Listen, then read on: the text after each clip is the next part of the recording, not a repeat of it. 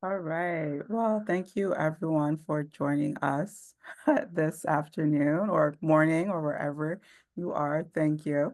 I just want to introduce myself, and I'm Ama, and I'm the Communications and Development Manager here at the Women's Impact Alliance. And if you're able to, we would love to have everybody on camera, to create a more connected experience. This is a very welcoming space for everyone. So please, if you can, turn on your cameras. And before we begin, I just want to extend a warm welcome to everyone joining us again. And by everyone, I mean all voices, perspectives, and all experiences. At WIA, we pride ourselves on being a rich and diverse community from different locations around the world. And we welcome and respect all backgrounds, cultures, and beliefs. And our goal is to create a space today where everyone feels included and comfortable. So please bring any thoughts or questions to our conversation. Feel free to use the chat at any time. And we're very grateful that you chose to spend this hour with us. And we're excited to bring you WIA Empower Hour, specifically designed for women and social impact. So today, we will be exploring embracing uncertainty with WIA Coach Manager Ramona Harvey. And Ramona is an executive coach with over 7 years of experience working with leaders from Google, Meta, and Warner Media. And she specializes in leadership strategy, mindset mastery, and the mindfulness-based coaching. And we're very fortunate to have her today. So, to you, Ramona. All right. Well, thank you so much for that introduction, Ama. It's so good to be with you all here. Thank you so much for taking the time today. I'm so excited to see you all. And I want to extend again a welcome. Thank you for being here. And also, however you are arriving today, I want to build on what Ama said. All is welcome. So all parts of us are welcome. And that means whether you're feeling overwhelmed, feeling that sense of uncertainty, whether you're feeling energized or hopeful, all of it is welcome. So actually, I would love it if maybe we take a deep breath here and we are just connecting with how we are feeling at this moment. And in fact, we will do some breath work today. And I would love if you could drop in chat before we dive in how you're feeling. And just maybe that's a word. How are you feeling at this moment? What is your energy at this moment? Is it tired? Is it hopeful? Whatever it is, and I will drop in. I'm feeling excited. And I'm also feeling a little nervous. So I'm actually going to put both of those. All right.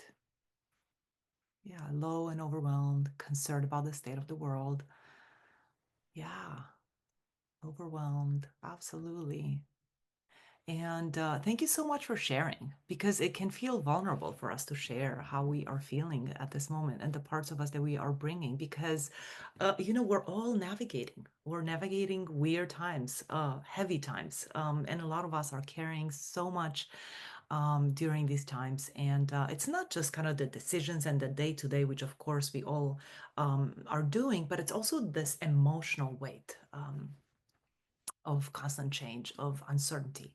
And that is what I want to address today. And I want to bring some tools that I think are really going to help you. And they're tools that I use every day. And these are just ways to kind of help us really address the stress that we're all feeling in the background. Because stress, let's face it, it's kind of in the background of everything. There's so much shifting right now, and it's shifting so quickly. And this is not just background noise. This is really stress that's in our bodies. And, when we are facing uncertainty, and especially this kind of stress and changes that are piling on, it's really completely normal for us to feel really in high alert, right? Our nervous system is really can tend to be restless or reactive, like we're bracing for something. And that's really our body's natural survival instinct that's kicking in, that's really trying to protect us, that's getting ready for something. And it says, hey, let's pay attention. This is important. So The problem is that when we're in this high alert mode, and it can feel like really this frantic energy. I see this in my coaching sessions with my clients, within, with myself every day. There's this kind of frantic energy, the kind of go, go, go, fix it mode. What can I do? What can I control? So what happens when we're in this mode, this frantic energy, is we lose our ability to really be centered, to think clearly, to listen to other people, and really to make grounded decisions and bring our full selves, right? So there's this kind of tunnel vision that happens when we are in high alert. So that's what I want to bring to our attention today, and really address the sense of uncertainty, the sense of change, the sense of multiple changes piling up, and how can we be present for all of it, so that we can really show up for our work, for our teams, for all of our relationships, for our communities, for our organizations in a way that's really more grounded, in a way that really feels safer to our nervous system, so that we can really bring our full selves, and think clearly, and um, be able to stay compassionate to ourselves, to those around us, stay curious, and stay calm.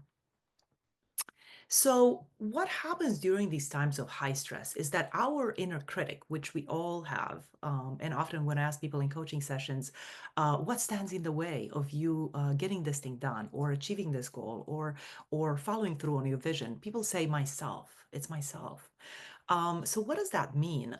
When we are stressed, this inner critic that we all have, the part of us that's really trying to control everything, that tells us that we're not doing enough, that we should push a little bit more, or harder, or grind, or it's criticizing that we should have it all figured out. That part of us gets really a lot louder than usual when we're stressed out. Can you relate to that? And I can't see most of your faces. But I'm guessing you are. I'm guessing you are relating to that. I know that's true for me. So here's the good news.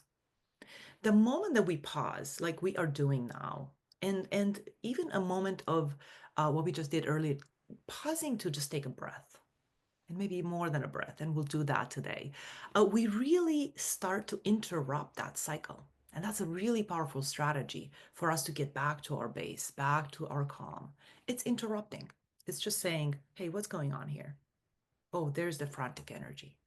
So that's the strategy that we will practice today, is interrupting this energy that really flares up our inner critic, flares up our fear, and just interrupting. And what I'm hoping that you will leave today is you will feel that you have some tools that you can come back to, that you can use. So we're going to talk today about how to reframe your perspective, how to regulate your emotions so you can really be present to what is, and really feel more grounded, even when the ground art underneath us keeps shifting, and it's shifting a lot these days. All right. So I'm hoping this sounds good to you. So we're going to dive in. So one aspect of what happens when we ground ourselves in the present moment and we breathe, and I'll share these mindfulness tools with you in a second, is we are able to create this ability to respond thoughtfully rather than react. So you know that difference, right, between reacting to something, being in a reactive mode. And so many times in coaching sessions, people say, well, I know that now, but back then I just reacted. I wasn't thinking. I wasn't myself. And that's how it feels like when we're in hijacked in this fear mode. So what we want here is to create some space and take these practices with us in our day to day, so we can be able to respond thoughtfully in a way that we feel that it feels authentic, that it feels like us, that it feels right, not in a way that is like reactive, right? When we're not thinking, we're just kind of coming from that fight or flight mode. So to get into that space, we access this sense, this energy of self-compassion, where we can say, this is difficult. May I have some patience with myself? Stress is normal. Being reactive is a normal reaction. So that's how we can bring that sense of self compassion. And I'll walk us through how to do that. What happens then is we are able then to kind of open up a little bit. So we're going away from this tunnel vision where we're like fight or flight, trying to fix, our brain perceives this danger. And as we are kind of slowing down and getting into the sense of self-compassion, we are then able to tap into our curiosity. Curiosity, in a way, is the opposite of this tunnel vision and this fear mode, where it says, hey, what's really happening here? What's going on? What is this about? What am I feeling? What's important here? What's really happening? What's something that 5 years from now I wish I looked at? What's something that a week from now I wish I remembered? So that's what curiosity can give us, the sense of exploration. And it really allows us then to really connect to the full part of our brain, right? Rather than kind of the part of our brain that's really activated in our limbic system, and be able to think clearly, right? So be able to have some clarity. And that's where creativity comes up. That's where we can be strategic. And that's where we can have courage. Those are my favorite C's: compassion, curiosity, clarity, creativity, and courage.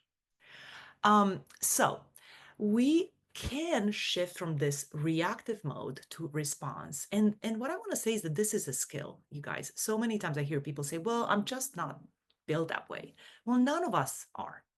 This is a skill. And the more we can practice it, the more we build that muscle. And that's the resilient muscle, right? And that is where our power actually lies, right? We have the power to slow down, right? We can take a breath before we have a typical conversation, before we go into a meeting. Um, I took a few breaths before I started this conversation today. And that's our power that we can access, right? We don't have to actually feel overwhelmed or hardened by this process or by the times we're in, right? So, really, what I want to call in when we think about our mindset is that the moment that we're in, as challenging as it is right now, it can also be a space for growth. So if we can think of this moment as there's a possibility here that we can actually be changed by this moment that we're in. There's a possibility that we can learn something about ourselves, right? That we can develop ourselves in this process. That is how we kind of really shift, where we can say, hey, maybe this is a possibility. So that's what today's about. Okay. Because I believe that times of change like this are really asking something of us, right? So they're asking, it's almost an invitation for us to kind of think differently, right? Maybe to do something different. So really the question that I want to pause here and I want to just invite you to reflect on is this: what is this moment asking of you? What is this moment asking of us?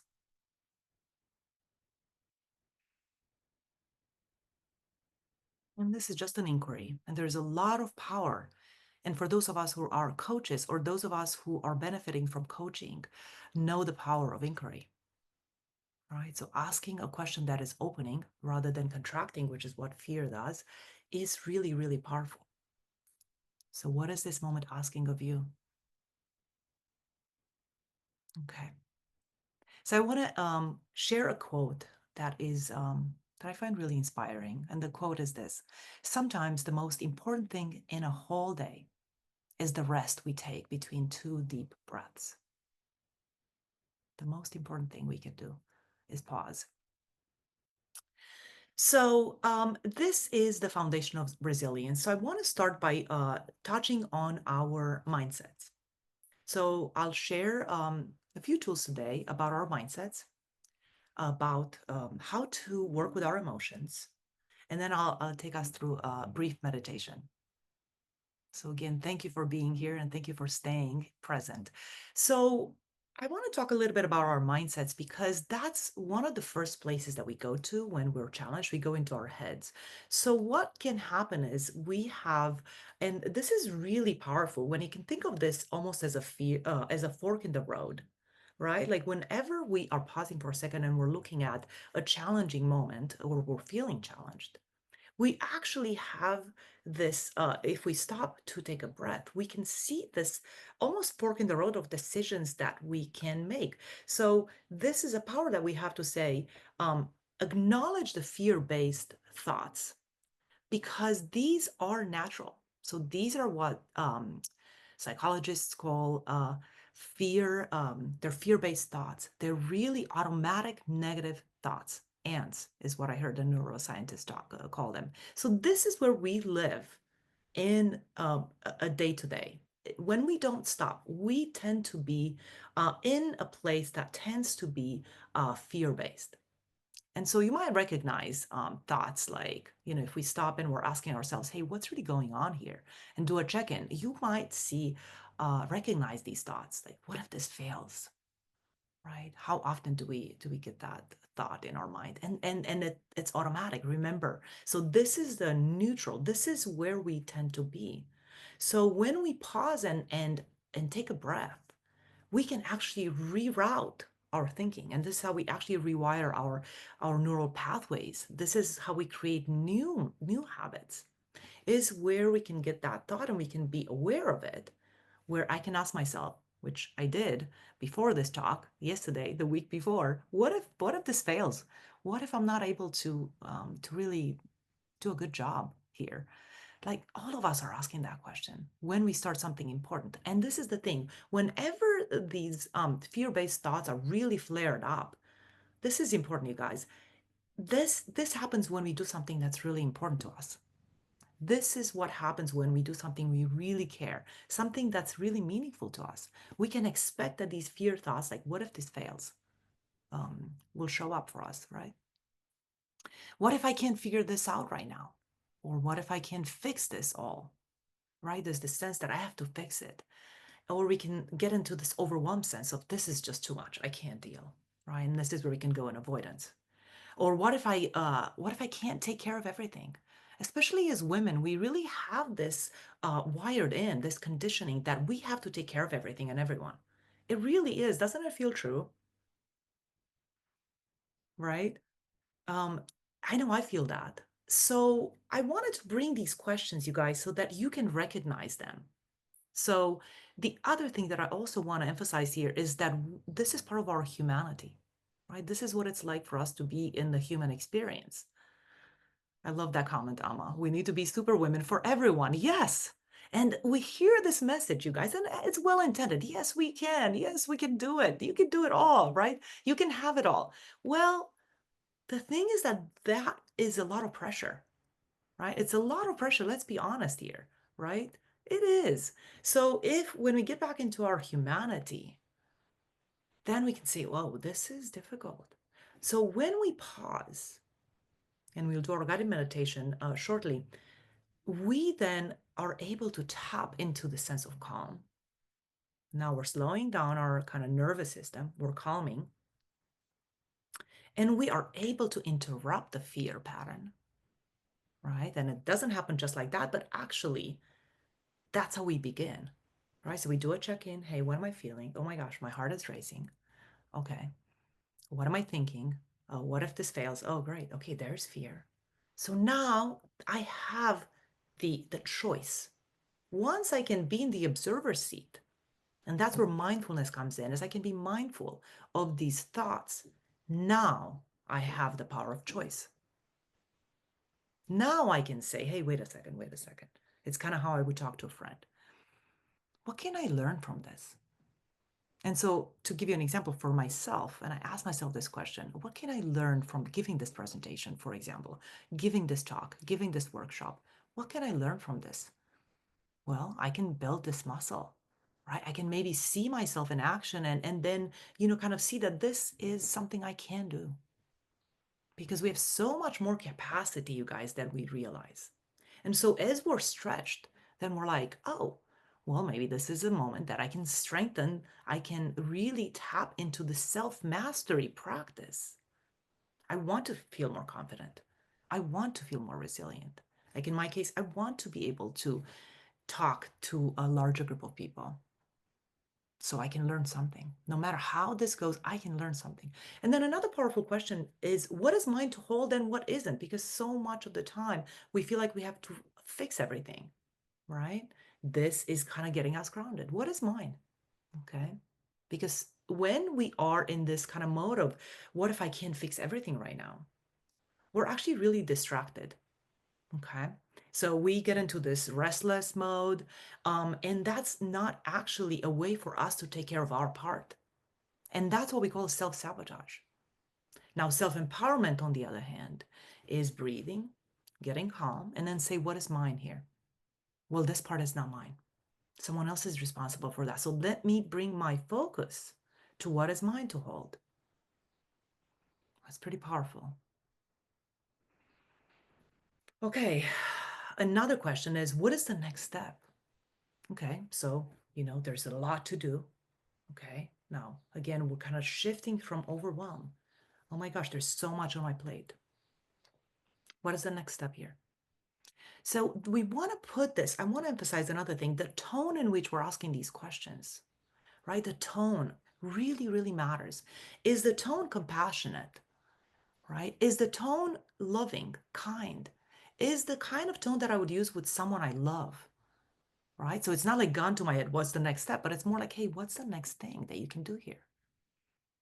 It really matters, right? That's the energy that we can change and shift when we are able to calm our nervous system. And then another powerful question, and feel free to take a note of these questions or just one, write one down if one resonates. What matters most in this moment? And this is what we call in emotional intelligence perspective taking. What matters most in this moment? Maybe what matters most is really for me to get myself calm, think straight, and decide what's important and not have to take care of everything.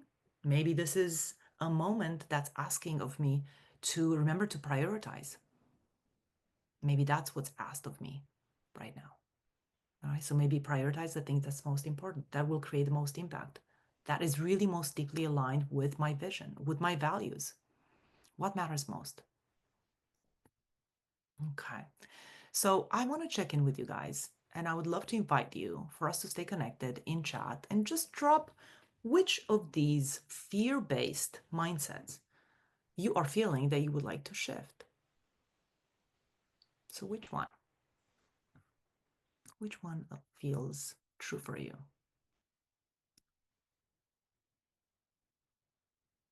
And when you share in chat, what happens is you are showing other people that they're not alone, right? It's so helpful to see that we're not alone in feeling this way.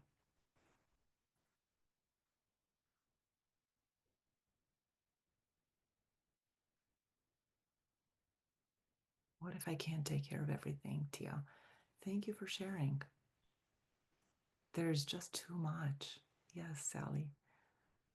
There's just too much, right? What if this fails? Yeah. So just take a moment here. I want to invite us as we are sharing. Let's just take a breath here and just notice what happens when we're pausing and we see that we're not alone, right? Other people are feeling, everyone's feeling this. We are not alone.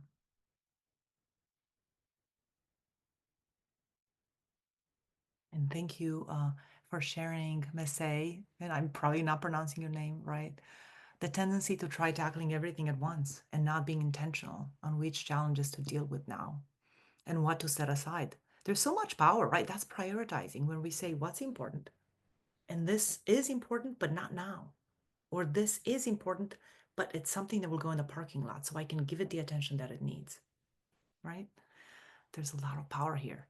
And this is the power of choice, right?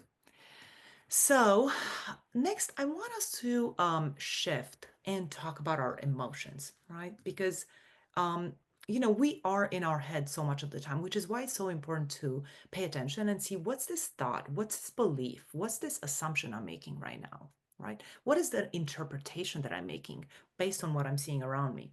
So we are so much in our head, and it's so helpful for us to recognize those thoughts and then interrupt them, take a breath, right? So really just noticing those mindsets, it's super important. There's another tool though that I really want to share. Now we're getting even deeper because, and this could be even a linear process. You might check with your thoughts, what am I thinking? And then the next thing that you can check in with yourself is what am I feeling, right? Here's the thing. We have not learned emotional awareness in elementary school. I don't know why, or in middle school or high school or college. I didn't. Maybe you guys did. But emotional awareness, emotional literacy, even naming emotions, right? It takes knowledge, and we just don't have that language. So what we want is to be able, and we don't have to have words, but it does help. There's this line that I like that says, name it to tame it. If I can say, oh, okay, this is sadness, it gives our brain, our body, our energy a sense of, oh, I get this. Okay. It's not that chaotic. It's not that unknown. I get it. And this is an emotion, right? So being able to name our emotions is really helpful. Being able to recognize the emotions gives us then the power to regulate them, to not be hijacked, right? To not be all day long stressed out. No matter what happens outside, remember, we can control some things, or at least we can attempt to work with some things. And those things are our energy, our thoughts, our emotions, our body. At the end of the day, that's really all we can control. And then a lot of what's not in our control, we have some power to influence. And then we really have to let go of what's not in our control or influence, right? So navigating our emotions, regulating our emotions is in our power. And again, remember, this is a skill that we learn. We didn't learn this, right? Maybe we weren't raised in a way that helped us understand ourselves, our emotions. So we learned that. We developed that skill now. And that's part of leadership. It's leading ourselves first. So when we are caught in this change that's happening all around us, and we know it brings up fear, it might bring up anger, right? How can it not? There's a lot of injustice happening right now. It might bring up grief, maybe excitement for what's possible, it might bring up resistance. So the work here is not to shut down our emotions. And when we're told you're being too emotional, well, that's kind of taking our power away. And it's not like we're going to go out and cry and be angry and loud and argue with everyone. That's not the point. The point is to feel our emotions and then decide, what do I want to do now? What's important here? Center myself. But the only way to get centered and calm is actually by acknowledging this resistance, acknowledging our emotions. Because what happens is, and this is a really important emotional intelligence tool, and it's so counterintuitive. When I learned it, I was blown away because it felt like it was the opposite of what I thought I'm supposed to do in stress. And it really is pausing and creating space around the emotion. So really imagine this. And I did this exercise yesterday with a client who's starting her own company. She quit her job and she is in the middle of this startup with her partner. And and they're doing interviews and they're going and talking to potential users. And she is just so stressed out. And she's like, I just don't want to do it. I know it's important, but it's stressing me out so much that I don't want to do it. So we go in avoidance because it's just too much. Now, I did this exercise with her and I do this with myself all the time is recognizing the fear, the whatever emotion it is, and just kind of saying, "Oh, this is anxiety." And I like to put my hands on my heart because when we do that, and we'll do this practice together in a minute here, it kind of communicates to our body, hey, hey, we're safe. We don't need to run. We're not being chased by a lion. It might feel that way, but we're actually not. So just kind of saying, hey, this is anxiety. Take a deep breath here. We just allow it. So, what happens when we allow the emotion? So, we recognize the emotion, we just allow it to be here, and we are saying, it's okay. Doesn't that feel calming? Right? To just kind of say, it's okay. So, it's almost like saying to a part of us, you are allowed to be here. You do not need to run away. We do not need to suppress parts of us in order to do our work. We are saying, you are allowed here, but you don't get to make the decision. Fear, anxiety, frustration. Thank you for bringing up this insight because emotions are data. You may have heard that term, emotion, and it feels true, doesn't it? Emotions are pointing out what's important. Now, I will share for me personally, and this is not scientific.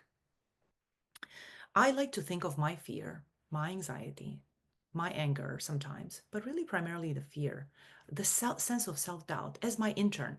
So, what is an intern? An intern is someone who's really eager to kind of help, to prove themselves, right? But they don't have a lot of experience. So they might be saying like, "Oh my gosh, this is not going to work. We better close the doors and run." Right? Let's not go into this thing. Let's not say yes to this talk. Let's not say yes to this project. Let's not say yes to this meeting. So I like to think of my fear as an intern. So I say, thank you. It's not as bad as it seems. Thank you. Thank you for bringing this up. So I'm not shutting it down and I'm saying you're stupid, right? It's an intern. It's someone who just is willing, who wants to help, has a good intention, but it's not super skilled. So we might find that sometimes our fear is connected to a part of us that's actually maybe our 10-year-old self. Maybe it's our 70-year-old self, right? It's pretty interesting when we reflect. So as we are recognizing, right, we can just kind of name it. This is fear, and we allow it.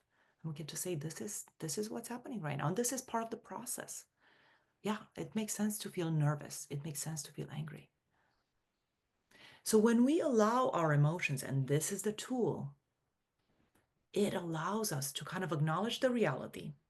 Think about it. We are acknowledging the reality. We're being real about what's actually happening. We're not ignoring, right? What happens is we are growing our capacity to lead in times of stress. We are growing our capacity. Think about that, right? So we are expanding essentially, right? We're expanding. And that's what I think of as when I think of taking back my powers. I'm expanding, I'm allowing for fear, right? So I can lead with honesty and from a place of truth. Okay.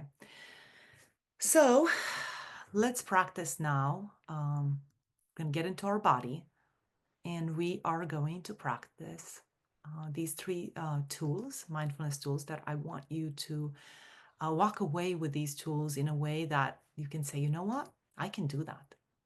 I can use these tools. So these are real simple tools and really powerful. I use these every day.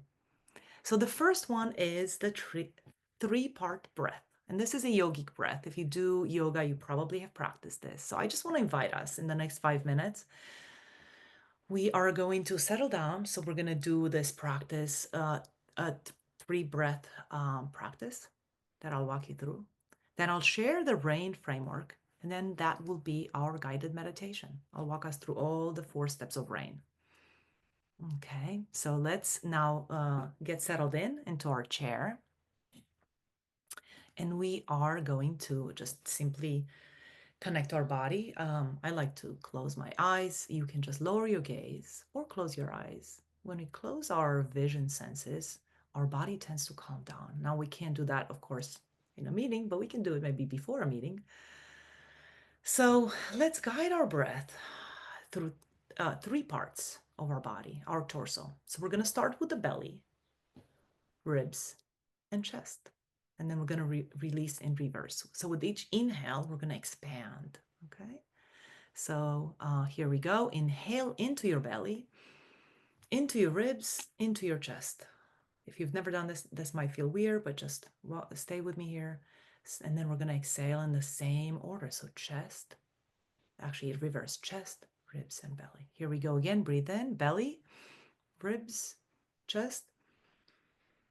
Breathe out, chest, ribs, belly. So we go up and down. Belly, in, ribs, chest, and then exhale, chest, ribs, belly. I'm going to do this one more time together, and you can feel free to put your one hand on your chest and one hand on your belly to really feel this. So let's do this one more time together. So in your belly, ribs, chest, exhale from chest, ribs, belly. One last time. belly, ribs, chest.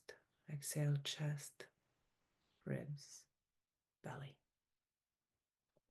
And you can do this before a meeting, a tough conversation you need to have, or anytime you feel like your system is tightening.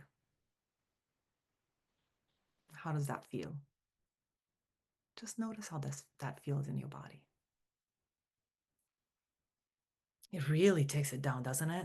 It takes it really does take our stress in our body. It's amazing. Our body is so intelligent. Rain. Let's talk about rain. And this is just a powerful framework that just everyone I share with loves it. I love it. This comes from Tara Brach's book, Radical Acceptance. She's one of my mentors for mindfulness meditation. So, RAIN stands for recognize what is happening, allow. Let's go to the next slide. Here we go. Thank you so much, Emily. Allow, investigate, and nurture with self-compassion. So let's go through these, and we're going to do this in a guided meditation. So um, we're going to walk through these 4 steps, one at a time. We're going to breathe and pause with each step, and you'll just see kind of what this does. Okay, so we're going to spend the next 4 or 5 minutes this way, and then we'll close. Okay, here we go. So get comfortable in your chair one more time, intentionally comfortable. So get in touch with the chair that is supporting you, the floor beneath your feet. And let's take a deep breath here again. You can try that 3-part breath if you'd like. And this tells our body that it's okay to rest, to relax. We're safe. So the first step in RAIN is recognize. So just bring something to mind that's been maybe stressful, not too stressful, but maybe in the middle range. And maybe something tender or tight, and just recognize it. Maybe it's tension. Maybe it's something that brings up resentment. And just name that silently with your mind's voice without judgment. And this is very important. We might say, this is fear, or this is uncertainty. And naming it is the first act of true presence.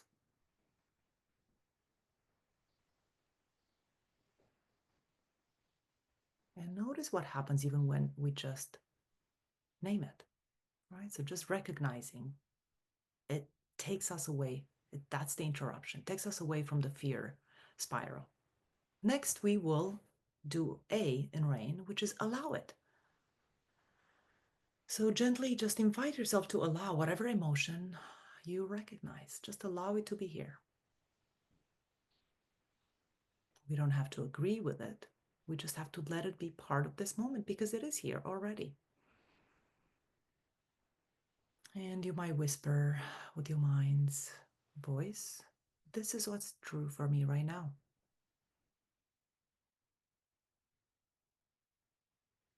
And we let go of our urge maybe to fix it or push it away. And we just create the space around that feeling.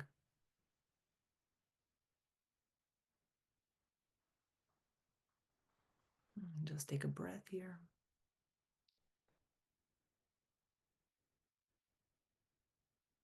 Okay, the next step here is investigate.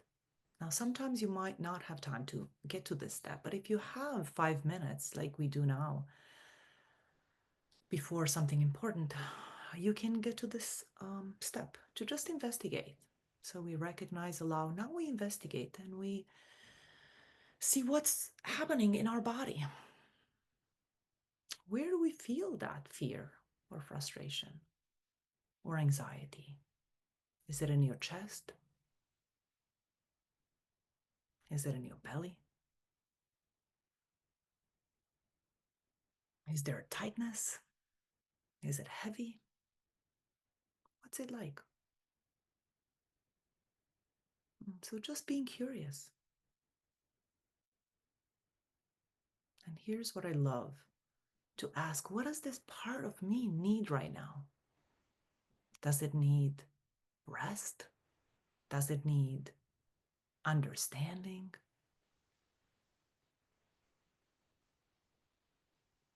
Does it need kindness, love? Just listen.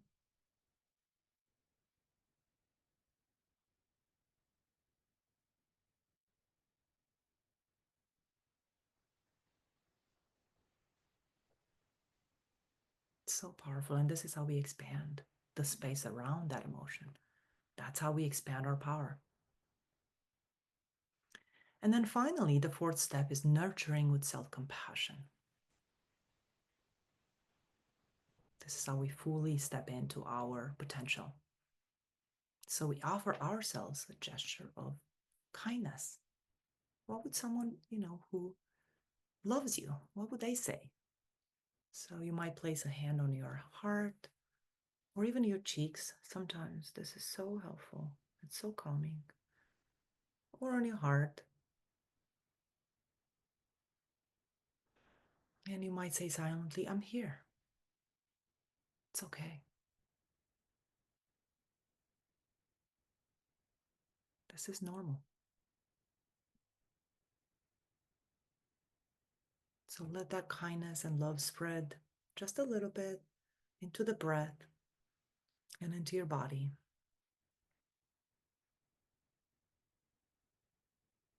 And maybe as we wrap up our meditation here, maybe set an intention. And that could sound like, I'm allowed to feel how I feel. I'm safe. Okay. And this is how we build the resilience muscles, one practice at a time. And we can take the slide off, Emily. So before we go today, um, maybe reflect on what stood out to you today. What one insight that you're taking away with you? And if you feel called and if you would like to share, you can share a word or a sentence in chat.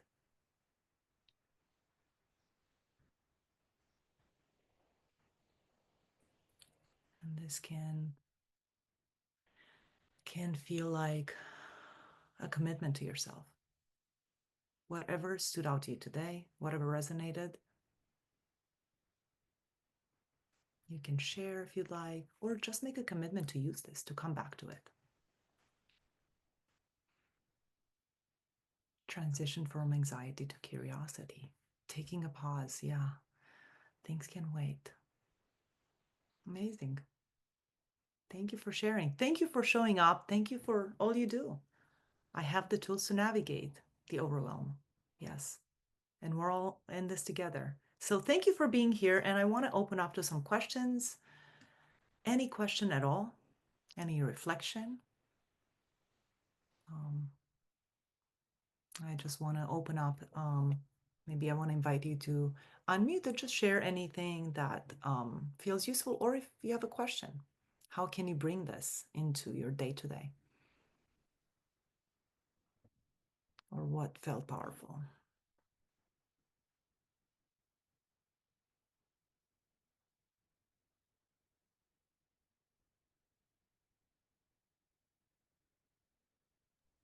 I think just taking a breather is very important because we're always on the go. So I need to make that as a conscious effort in my Mhm. life.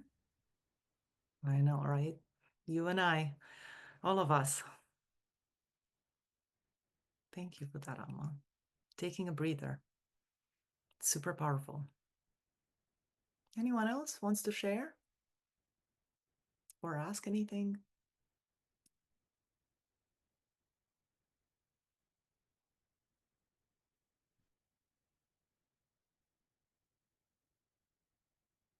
And we just allow ourselves to settle down. If there are no questions, you can always reach out. If there are questions. And with that, I want to pass it back to Alma. Great. Thank you so much, Ramona. That was very powerful and very much needed. So thank you all again for joining us. And I hope you're all leaving with new tools for mindful resilience. And if you want to stay connected with us, you please follow us on our socials on LinkedIn and Instagram.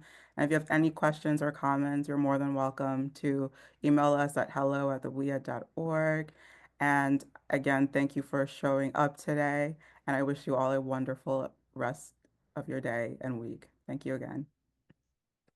Thank you, everyone. Thank you for being here.